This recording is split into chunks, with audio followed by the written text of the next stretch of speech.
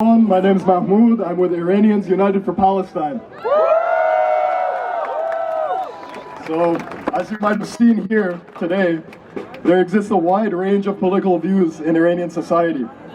However, any person of conscience must come out and condemn this attack by the Zionist war machine against our people. Many of those completely opposed to the Iranian government are clear-eyed on this issue, calling out the criminal Netanyahu's false promises of liberation for what it is: a lie, a sham, and a farce.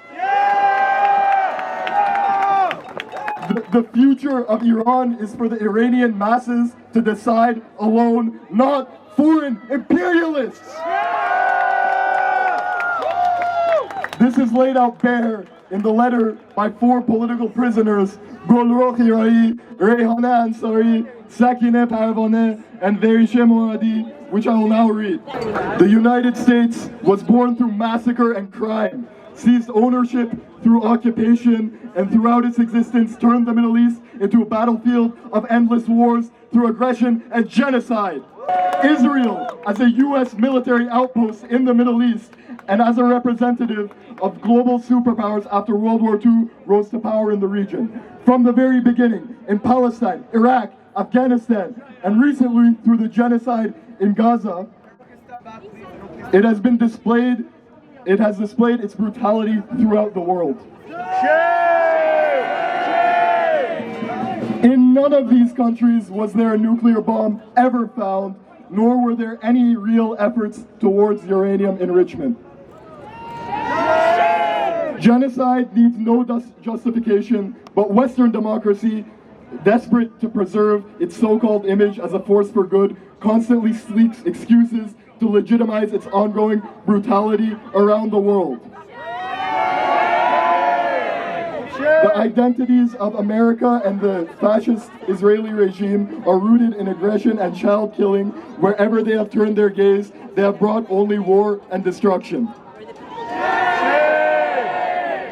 Our liberation, the liberation of the people of Iran from the ruling dictatorship, is only possible through the mobilization of social forces and by relying on social forces, not by placing our hopes in foreign powers.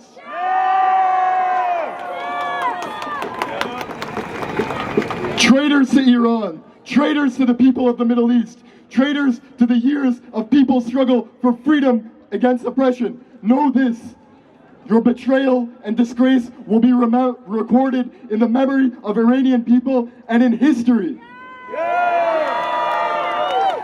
Future generations will remember with shame those who danced on the graves of the defenseless.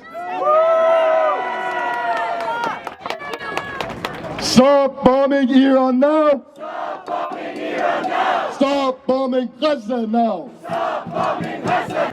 The Iranian-Canadian Congress strongly condemned the unprovoked and brutal attack by the rogue state of Israel against Iran, as well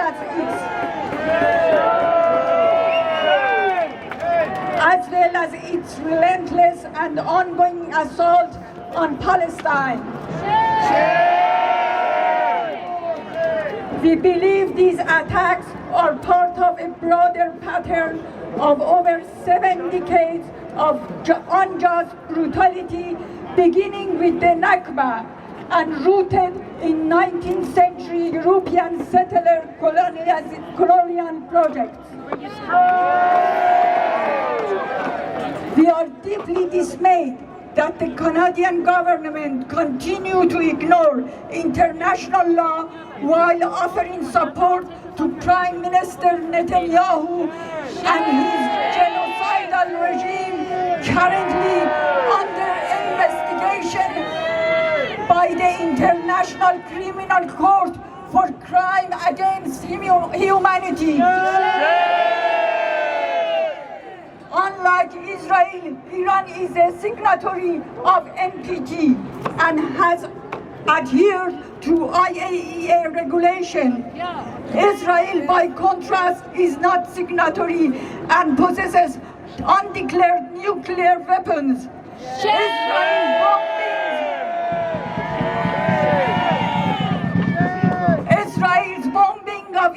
Iranian nuclear site is a clear violation of international law. At its core, Israel is a settler colonial state established through the occupation of Palestine. Since its inception, it has been in continuous conflict with its neighbors. Today, it is carrying out a full-scale genocide against the Palestinian people in Gaza, while spreading terror throughout the region. Iran is simply its largest target.